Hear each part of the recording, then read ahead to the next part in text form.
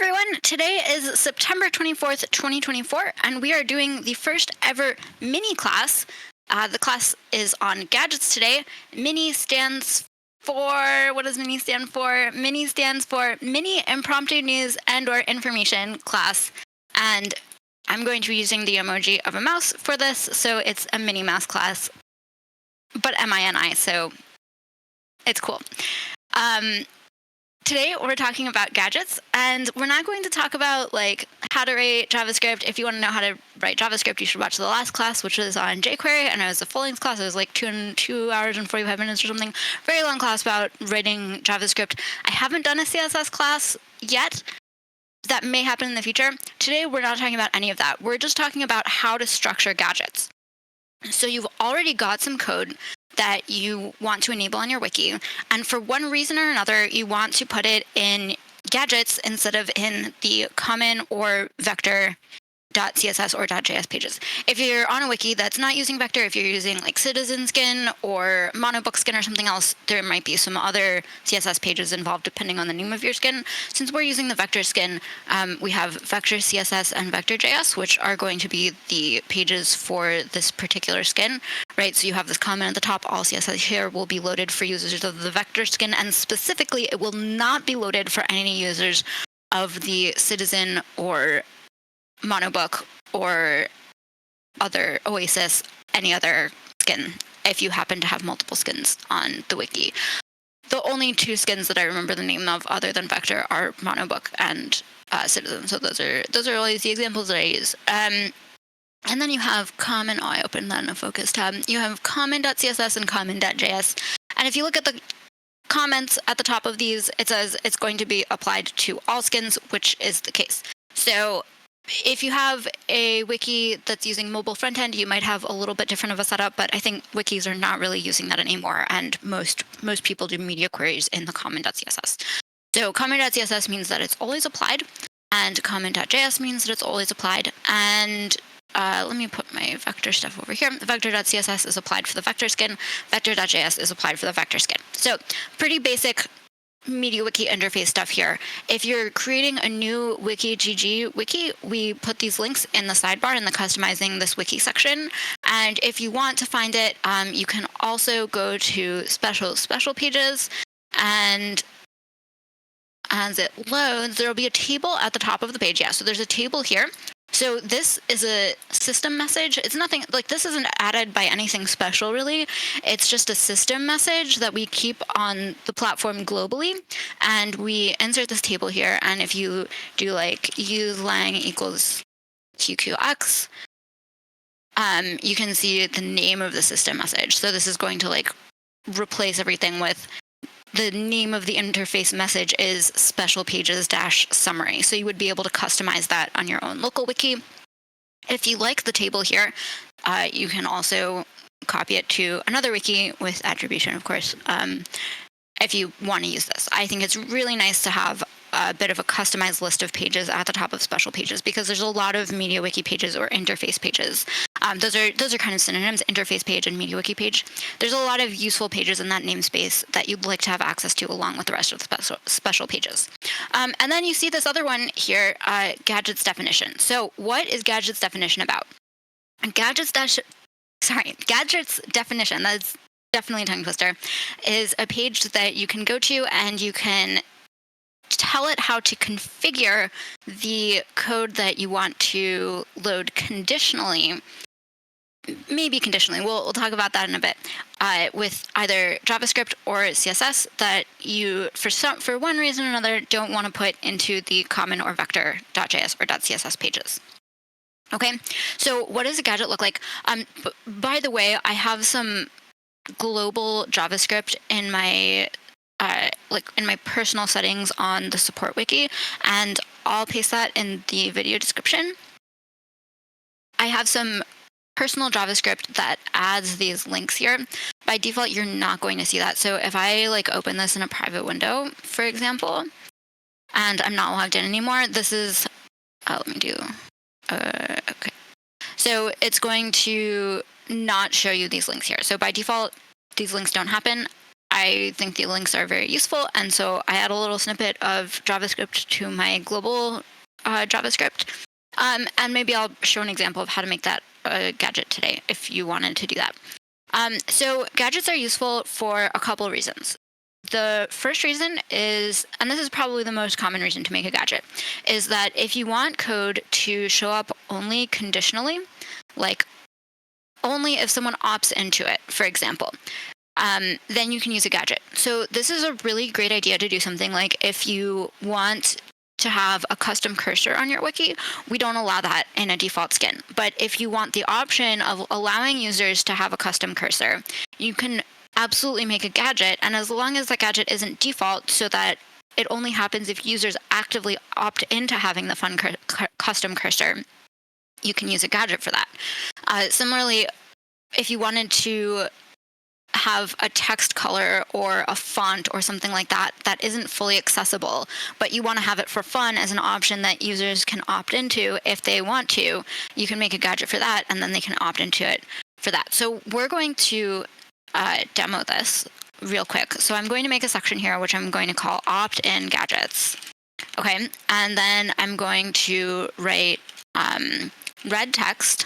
Okay, this is my favorite example because it's very easy to see that it's applied, and it's clearly something that no one would actually want, but it's also very easy. So we're going to put resource loader here. That means that this is compatible with resource loader. I don't think you would ever not put that argument. So you're always going to put, you put first the name of the gadget, which here is going to be red text. And in a sec, I'll show you how to edit the display name of the gadget because the internal name of red text is a little bit different from the display name. And then you say it's compatible with resource loader. You can put options here, right? So this viewport with that one here has type equals styles. And there's a bunch of different parameters that we can put inside of these brackets. And I'll talk about a couple different ones later. And then after you have the name and then you have the options. I did not mean to type that. I meant to type a pipe. After you type the pipe, then you type the pages that you want the gadget to import if someone has it enabled. So we're going to make a page called redtext.css. Okay, and I want to show you how to do this by default. Okay, so I'm going to copy this redtext.css, okay? And then I'm just going to go here to have a new tab on the wiki, and then I'm going to edit the URL. I'm going to write MediaWiki, case sensitive, MediaWiki : gadget dash redtext.css, okay? So that's when you write the name of the gadget at the end of the line, that's always going to be MediaWiki : gadget hyphen, and then the name that you put over there, okay? I always... most of the time make the name of the gadget match the key that I've put over here. And I also like to start gadgets with a lowercase letter. It is case sensitive, okay? Usually you get into the idea that in MediaWiki, everything is case sensitive except for the first letter, right? And if you have the first letter of a page, that's case insensitive. So capital R red is the same as lowercase r red. That is not the case for gadgets, okay? For gadgets, having a lowercase r is different from having a capital R. And the reason is that that's not actually the first letter of the page. The first letter of the page is gadget, which can have a capital or a lowercase g, right? Like if we make a lowercase g here, in the URL, that's the same thing, same page, right? We have a lowercase g here, capital G here, same page. But the red text, that's different. So I'm going to write something here. I'm just going to write page so that I can save it. And I'm just going to demonstrate to you that it's case sensitive, basically. So this is doing literally nothing. I just wrote valid CSS, which is a comment and nothing else. And then I'm going to go here, and this page doesn't exist, right? So it's not first letter case insensitive. It is first letter case sensitive. The entire thing is case sensitive when you name a gadget. Okay, so what are we going to do here? We're going to say star. This is the universal selector for every element, and then we're going to say color red important. Okay. So important is kind of illegal, and you never want to do this in CSS. But when I'm just trying to demonstrate that something is taking place, I love putting important because then you never have to ask the question, well, is it an issue of specificity? Because it's not an issue of specificity, right? I put the exclamation point here. It's always applying no matter what. And this is just a demo example. All I care about is it applying or not, right? This is a fantastic way to see, is the style sheet loading? That's all I care about, is the style sheet loading. Okay, so I'm going to go now to my preferences. Actually, I probably want that page open. Let me make this be a new tab. Okay, I'm going to go to my preferences here. And then I think I probably just leaked my email address. Maybe not. Okay. And then I'm going to go here. And then you see this little weird display thing. And this one has a actual text, but this just says gadget-red text. Okay, so we made the CSS page, and now I'm going to make the message page. Okay, so every time that you see angle brackets like this, that means that we're talking about some interface message. Okay, so remember when we went to special pages, and then we did like use lang equals QQX. So for QQX, it shows in between parentheses, but it's the same thing. Okay, so if a system message doesn't exist, it's going to put it between angle brackets, and that's effectively showing you the same text that you would see if it's QQX. So if we go to like,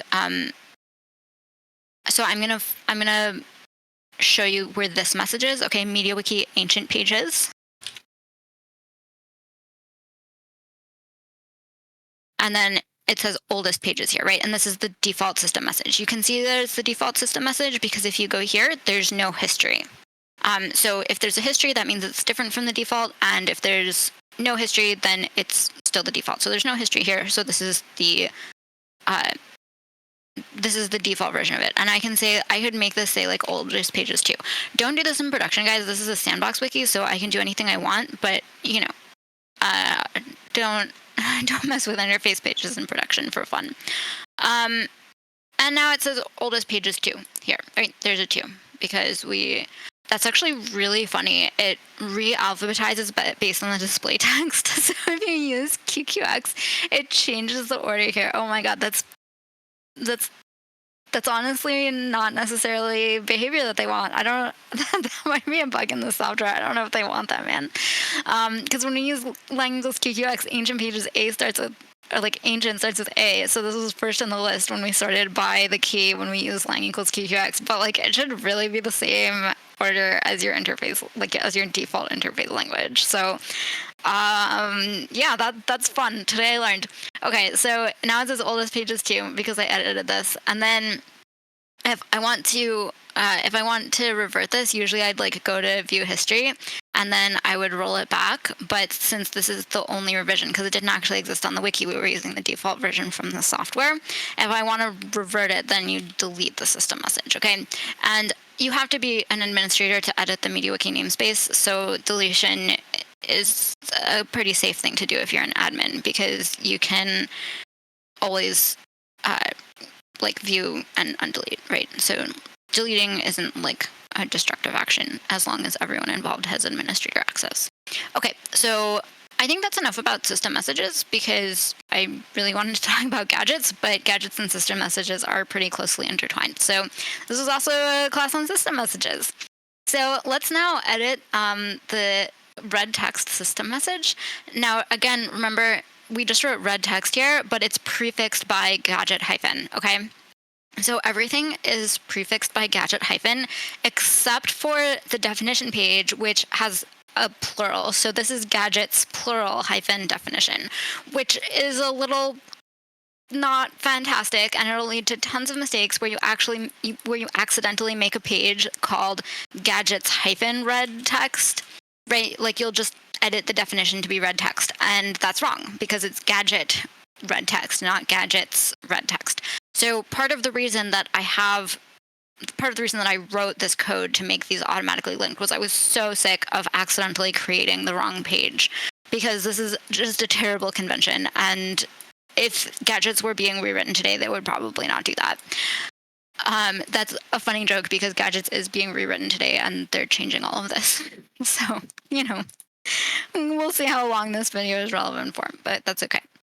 So at red text, I'm going to write the name of the gadget. So I'm going to call it, I'm going to call it red text.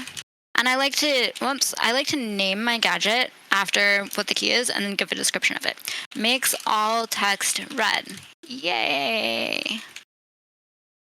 Okay. So this is now what's going to show up. Okay. And you can use whatever convention you want. Like this one, the collapsible one just has a description of it, but I really like to name it and then give the description. Partly this is helpful for anyone who might be involved in editing the gadgets, that they have the association of the key to the text. And so if they're looking at their preferences and they're like, oh, I want to enable red text for testing, how do I do that? Then they can go here and they see red text and they know it's that. Okay, so let me save the page. Or save the preferences, rather. Okay. I love it so much. Isn't it fun? So now all of our text is red. It's just delightful. And we know that our code worked, right? So we enable the gadget, and this is an optional gadget to make all of your text red. And you know what? If you want to put that on your wiki, go ahead and put that on your wiki. It does not violate our customization policy. It's not a good thing to have. I would not recommend that anyone actually use this. But if you want to test gadgets, this is never going to load unless someone opts into it, okay? So let me get rid of the red text gadget, save my preferences again, and we're back. We're saved. There's no more red text. Okay. But now let me show you a couple parameters that you can set in gadgets. And if you set these parameters, you have to be a lot more careful about what you're doing because it's actually going to load for people and they won't necessarily be able to turn it off. Okay, so I'm going to make this a default gadget, okay? So what happens when I make a default gadget? I probably have to cache refresh this. I might have to debug equals 2. Okay.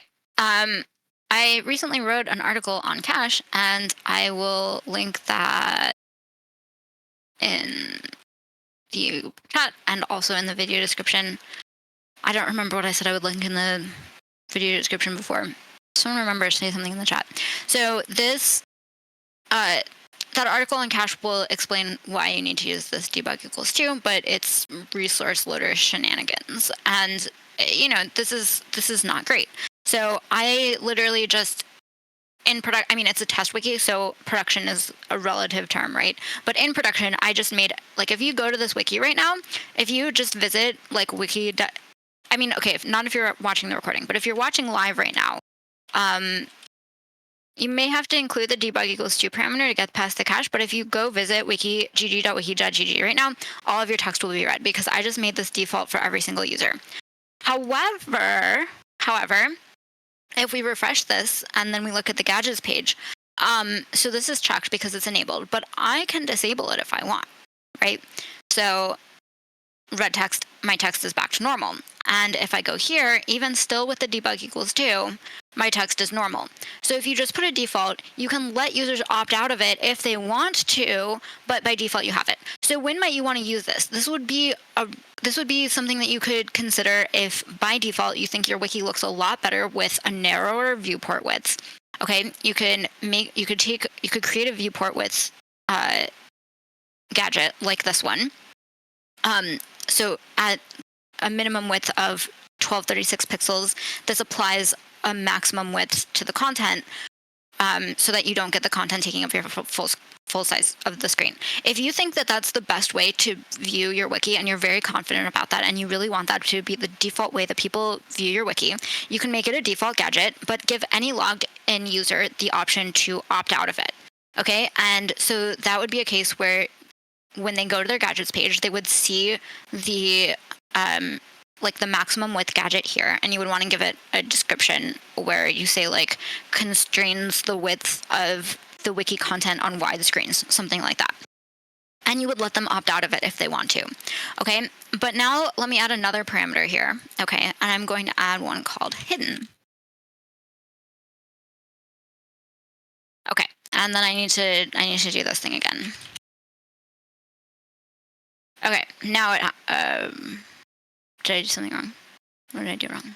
I probably need to control F5 too. What did I do wrong? I did something wrong. Default, hidden, run text. Oh, you know what? I wonder if, does it still think that I have it disabled? It might still think that I have it disabled. Okay, hold on. I don't actually know what happens when you change the visibility of a gadget. So, okay, so let me re-enable this. Okay, and it should probably work now. Okay, yeah, so, and then now I'm going to make it hidden. Okay, and then I'm going to go to my preferences. So I think making it hidden doesn't overwrite anyone's existing preference for the gadget. Definitely supposed to not be showing in preferences anymore. There is, let me try a debug. Oh, that is not how you spell debug.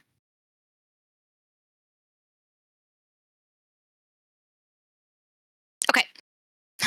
So we got past cache. I'm sorry, guys. So one of the things I was going to say later was like a disadvantage of gadgets is that the cache can be very annoying. So I'm glad that we're getting this like real life demonstration of how annoying gadget cache is, because gadget cache is quite annoying. Okay. So now that I've made it hidden, okay, so I have this gadget here. I have this red text gadget. I made it default and I made it hidden. Making it hidden means that it won't show up at the list of gadgets that you can install. So this is not a thing that you would want to do if you are making gadgets to load conditionally on a page, right? Like you don't want to make a custom cursor and then make it default and hidden. How is that different from putting it into common.css?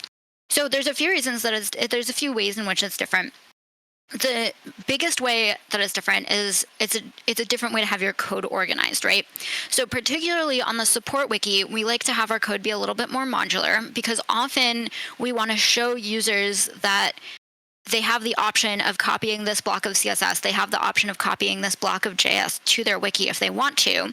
And if we were to just put that CSS and JS in the common or vector CSS or JS, that's a mess, right? There's so much going on there. So specifically, I'm going to quickly load from the support wiki. I'm going to pull up the Druid info boxes stuff. So for Druid info boxes specifically on the support wiki, right, we want these CSS and JS pages to be self-contained, because we want it to be very easy for you to reinstall Druid info boxes if you want to, or update to the latest version of Druid info boxes. So by having this be a single page that contains this code and nothing else, we make it much easier for you to see what the code is required for Druid and have something that you can copy paste, because you can just press edit. I mean, it'll be view source if you don't have admin permissions here. So you can view source, tab, Control A, Control C, and then you can install it into your wiki. So isolating code like this into gadgets gives it a much easier thing for people to copy paste and adapt to their own wikis. Even if they're going to end up pasting it into their own common CSS and common JS, it's much easier for people to see the source of whatever you created. Okay, so there is a gadget. So there's another reason that you might want to create gadgets, and I'm going to pull up the gadgets documentation. This will go in the YouTube video description. So a lot of MediaWiki extensions have their help at like a help page and not on the gadgets page itself. Gadgets has the help on the gadget page itself, or on the extension page itself. Okay, so you scroll down a bit and then you see all of the options that you can put. You scroll down a bit more. So here are all of the options that you can use. So I want to point out, I'm going to draw on my screen with ShareX real quick. So I want to point out these two. These are relatively recent additions to the gadgets extension, where you can restrict the display of your gadget, or restrict the inclusion of your gadget to only specific categories or only specific namespaces. And in a future version, there's going to be an option to restrict it to only when certain templates are appearing on the page. But you can already sort of mock that up by putting a category inside of your template. So if you always transclude the inclusion of a category to I need I need to show an example. Okay, I want to edit the oh my gosh, they look so similar. Okay, I'm gonna make a template real quick. So I'm just gonna make template gadget example. And oh my god, all my text is red. Okay, we're gonna suffer through this red text together. It's okay. We got this. Okay, so I'm gonna write include only, no include, documentation, no include. Okay, and then I'm going to write this is my template. Yay! And then I'm gonna write div class equals gadget example div, and then I'm gonna write category gadget pages using template gadget. I don't think I can put it using gadget example. I believe you can put a colon in a category name, so I could write template colon gadget example. I believe that is legal, but it's just a little confusing. I don't love the idea of a category name having a colon in it, so I'm just going to write pages using gadget example. And I'm going to understand that means the template gadget example. Maybe I could say like template hyphen. Okay, we'll do a hyphen. We'll do a hyphen. So this category is going to exist every time that I use the page. And the class is gadget example. I'm going to paste that into chat because I'm going to need that back in a sec. So let's save this page. Okay. And this red thing is absolutely driving me insane. Okay, so I want this template name, and I'm going to make example gadget example page. It's an example page using gadget example, get it? Okay, and then I'm going to include this template. Okay, cool, fantastic. So what's happening? We've got this category here. Okay, you know what? I got to turn this off. I have to get rid of this because it's where are my gadgets? The gadgets definition. Spelled the wrong definition. Okay, and I'm gonna just not make this default or hidden anymore because I want to show you red links, right? And I think, okay, cool, great. Where am I? So let's cache refresh this. I just want to show you that this is a red link, right? And if all my text is red, I can't show you it's a red link. So let's click this, and then we're gonna write a very special magic word. We're gonna write hidden cat. Okay. And then I probably have to purge this, but let me see. Oh, refreshing is enough. Okay, it's gone. It's gone. So is it still in the category? Let's refresh this. Oh, it's still in the category. Okay, so, and now it's in the special category called hidden categories, right? So use this magic word, hidden cat, okay? Hidden for hidden category. I will link, let's see, magic words. This is one of the most useful MediaWiki reference pages is that list of magic words. And you can find hidden cat there if you forget how to spell it or something. So hidden cat. Once you make this category hidden, it'll only show up. It won't show up on the page, right? So hidden categories don't show up in the list of categories at the bottom of the page. So let me go back over to gadgets definition, and I'm going to make a new gadget. Okay, I'm going to call it this is going to be like just a default gadget that will always be there. I'm going to call it what did I call the class? I called it example. Okay, so I'm going to call it example gadget resource loader, and then I'm going to say categories equals what did I call the category? I'm gonna open recent changes and see what I just edited. Usually when I'm editing stuff like this, I drag stuff across like 3 different monitors, and it's like so hard when, oh wait, that's not even the page that I wanted. I'm at the category. Okay, I want the name of the category. Oh, I want just the name of the category. All right, so those buttons copy the page name, by the way. Okay, so this is the category. Whoops. And then I'm going to say example gadget.css. Okay. And there's going to be a point to this in a sec. I promise. Okay, so I'm gonna go and I'm using my shortcut again because honestly because this class is going longer than I expected.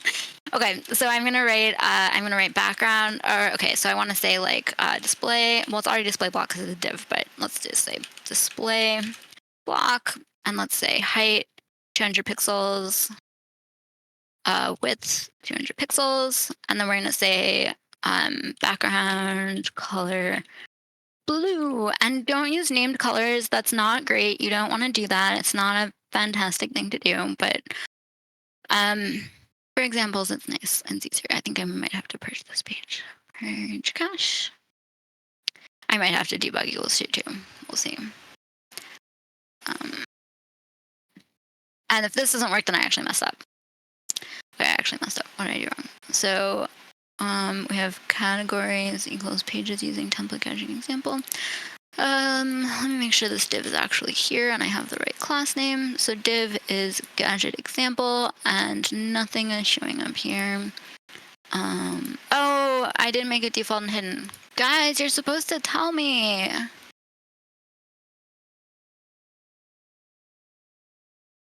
Okay, so it should actually work now. Bum bum bum bum.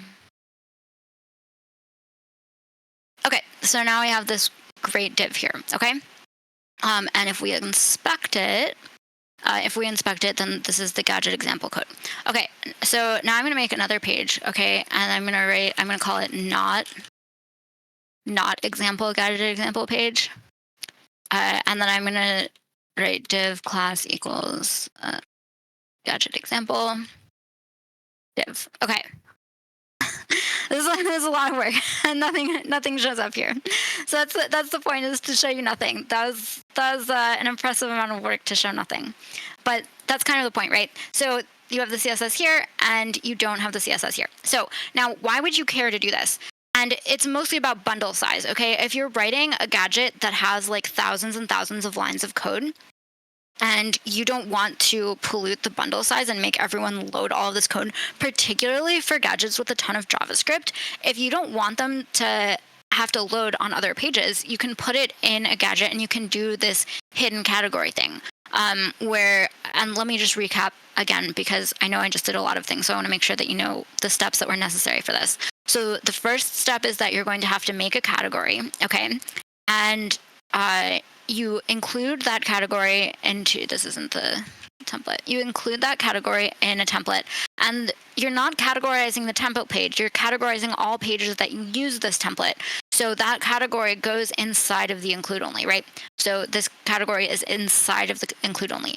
Do not put it on its own line like this, okay? I know it's tempting to write this.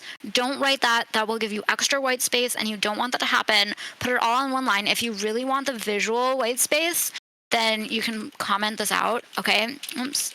You can comment out your new line if you want to, like this is allowed, but do not put random new lines in your template. You cannot do that. MediaWiki will display the new lines and you will get weird paragraphs and nothing will work and you'll be very confused. So the category goes inside of the include only. Then you create the category page. You create the category page and you write hidden cat there, and you can find this magic word in the MediaWiki help page about all of the magic words in MediaWiki, which is just a great reference page. You should just read it through like multiple times because there's so many magic words. Hidden cat is very useful.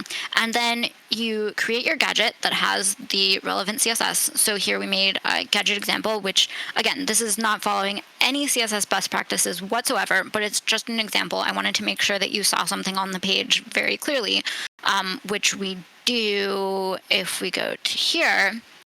It's very obvious that the gadget is working, right? And then at gadget's definition, okay. And I forgot to put the default hidden. If you wanted applying, right? If you default hidden means that it's just part of your site styles, and users should not have to opt in or opt out of it, right? If it's safe to always apply to everyone, and you don't want to confuse people, you make it default and hidden, okay? And we restricted it to the category. And there's only one category here, but the keyword is always categories, right? So you can have a list of one thing. So we have it in the and don't write category : just write the name of the category here. So we have the category pages using template gadget example. We have the CSS loading here. And then we said to load it with resource loader. Now I want to show you one next thing, which is I want to go back to that example page. I have too many tabs. I'm going to just close everything that's not on the Sandbox Wiki so that it's a couple fewer tabs. Okay, so pages using no example. Okay, so we have the example page. So I'm going to cache refresh this. And this is actually just loading. This is loading way too fast. Okay, so I'll just tell you about this even though I can't demonstrate it. But okay, if your gadget is entirely CSS, then you can add one more parameter here, which will speed up how fast it loads, okay? And you can write type equals styles. So writing type equals styles means that you absolutely pinky swear promise that you're only putting CSS here, okay? If there's JavaScript in your gadget, you cannot put JavaScript in a type equals styles gadget. But what it'll do if you put type equals styles is that it'll take the CSS pages and instead of loading them with resource loader, because loading with resource loader means that you're doing an extra client-side call and you're not going to get the CSS loaded until the JavaScript is showing up in the site. And JavaScript takes longer to process than just showing the base style sheet that was included in the head element. So if you put type equals styles, you promise it's CSS, and this will be a performance boost to any default CSS that you put onto the wiki that is part of your base style, okay? So most of the time you want to have type equals styles for a CSS gadget. Now, okay, so we have these collapsible sidebar section gadget here, right? And there's some JS and there's also some CSS. So what if we wanted to do, no, that needs JavaScript to load. Okay. Well, anyway, so if you have some JavaScript and you also want the CSS to load immediately, then you can make you can split it up into two different gadgets, right? Collapsible sidebar sections styles, and then you can say resource loader type equals styles, and then you can group it like this. So grouping things into a single gadget is it's pretty much just a semantic grouping, and it can also make it a little bit easier for users to opt in and opt out of stuff. But it's not necessary to group things together. So even though the collapsible sidebar sections.js and CSS are modifying the same part of the page, it's okay to do this, particularly if it's default and hidden. So if I just go ahead and make this default hidden, I'm probably gonna fall prey to cache now. I also typoed this. Default hidden, right? So I can do this, and then I should get I don't know to do. Yeah. So now I have these collapsible sections, and then if I refresh the page, I'm still getting this content jump. Why am I still getting this content jump? Because the CSS doesn't apply until after the JavaScript loads anyway. Right, so the CSS depends on classes that won't be loaded until this JavaScript loads. So in this case, there's not really any reason to preload the CSS because it's useless until the JavaScript loads. So how do you know if you want to use type equals styles for your CSS when you have both CSS and JavaScript in the same gadget? The answer is, will the CSS apply before the JavaScript loads in normal operation of the page? And let me just say that one more time. Okay, so if the CSS can be useful immediately when the page loads, then you should use it and you should put it in a type equals styles gadget by itself. If the CSS is useless until the associating JavaScript loads, then you can put them in the same gadget. Okay. So for a summary, I'm gonna paste this in. I'm sorry for pasting code from off my screen, but we're just going to do that. So for the case of Druid info boxes, right? I'm making it default, but I'm giving people the option to turn it off because this is the Sandbox wiki. So I want the Druid info box styles to kind of just work. But if someone wants to modify these, because not everyone has interface admin on the Sandbox wiki, and that would be a little bit scary to do, we would not do that. We encourage people to edit their custom Sandbox special my page if they want to edit something. So the Sandbox wiki very deliberately has no styles associated to it. And that way people can easily experiment in their own user space. So if I'm putting any gadgets that are default showing here, I'm not going to make them hidden so that someone can turn them off if they want to customize it. So for Druid info boxes, The CSS does stuff before the JavaScript has loaded, right? So I think I have to show an example. I didn't want to show an example because I've got to click to an example and I've got to find an example. So we're going to look for module info box and we're going to do the what links here. And then we're going to go asparagus transmogrifier. So this is styled, right? That's kind of weird that it's styled because I had just deleted this gadget. I don't think this should be styled right now. Why is this styled? What is applying? Okay, so the Druid info box is for some reason applying to it, and I don't know what's up with that. Did I just save the Druid? Do I like have the Druid info box saved right now? I don't know why that CSS is there. I should have just deleted it, and it shouldn't have been showing there. Maybe I needed to purge the cache of it, but I just saved it again, so I needed to purge cache probably. Okay, anyway, the CSS applies the styles over here and shows. Oh yeah, it's probably no, but I don't think there's any common.css here. Or if there is, then I need to yell at someone. There shouldn't be any common CSS. Yeah, there's. Oh, I didn't put MediaWiki. MediaWiki common. Oh, there is common CSS here. Oh, why do we have this? Okay. Oh, I see. Mr. Pi was working on it. Okay. We have common CSS right now. That's why it's here. Let's just delete this real quick, and then you can see with gadgets. Okay. So it's a little bit different because it was different in the gadget. Gadgets definition. Okay, so we're gonna put this here, and then we're gonna delete this. Okay, and then I really hope this works because I just spent forever on this. Okay. Oh, I need to opt myself into it. So let me. Well, I'll make it default. Wait, it is default.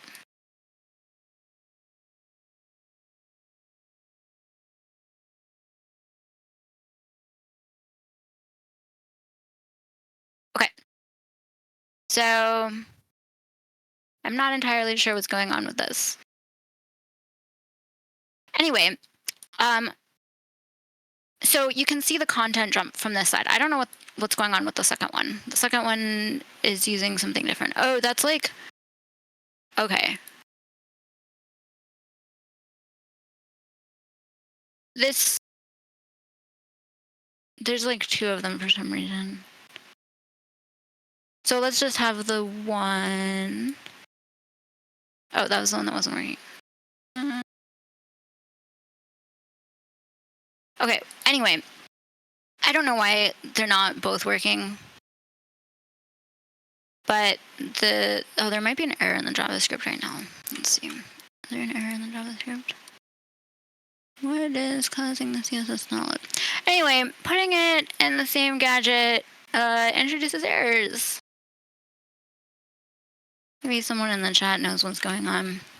I don't want to spend a ton of time debugging this right now. So,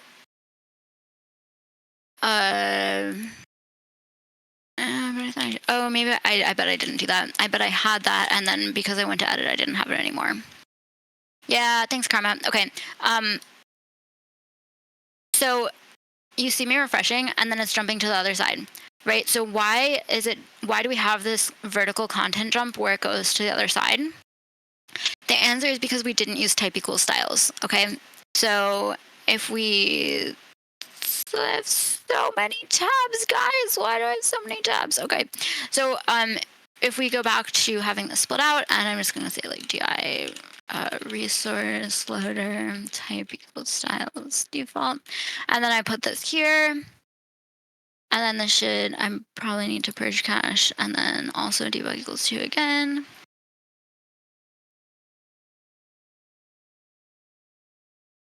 And it's not gonna work, is it? What did I do wrong? What did I do wrong? Oh, I put a pipe here. Okay. It's so easy to mess up the gadget styles. Do I I still have a mistake? Oh my god, I do. Okay. Thank you, Karma. Okay. So this is like a live lesson on why gadgets are annoying, and I still don't know what's up with this. Like, what class is this? What is going on here? Oh, I see. Okay. So this is a totally different type of info box. That's not supposed to have styles. So anyway, let's refresh this, okay? And before, when we were refreshing it, when we had them in the same gadget, this was content jumping across the screen. And now, because we've used type equals styles, it's just on the right side, and all of the CSS is preloaded, okay? And then there's JavaScript that also has to load on the info box, and that's going to add some like tabbing property and toggle property. And if you want to learn a lot about that, then you can watch the last wiki class where we talked about jQuery for 2.5 hours. And this was supposed to be a 10-minute long class, and I think it's now a 40-minute long class. So, lots of topics in gadgets. They're actually a little bit complicated. I hope that this was mostly informative and that you have a decent idea of how gadgets work. If you would like me to do a follow-up class, if you're watching this video now, or if you're watching this video as a VOD on YouTube, and you'd like to see a follow-up class about this, if you're like, oh, gadgets are super complicated, I need like a 3-hour long class about gadgets, you know what? I'm happy to do it. I may try to make an actual TLDR version that just goes over gadgets and assumes that you already know this stuff about interface messages and stuff, because there's a lot of like prerequisites before talking about gadgets that I did not realize when I started this video and said it'd only be 10 minutes long. If there's any other topic that you want to hear about and you're part of WikiGG, please let us know in the events channel in the wiki.gg Discord server. And if you're not currently editing on WikiGG, then you should totally join this platform because it's great. We have a lot of fun. We have a lot of wikis. We do classes like this. We would love to have you. So visit support.wiki.gg or wiki.gg to make your wiki here. Favorite and follow this channel, and thanks for watching.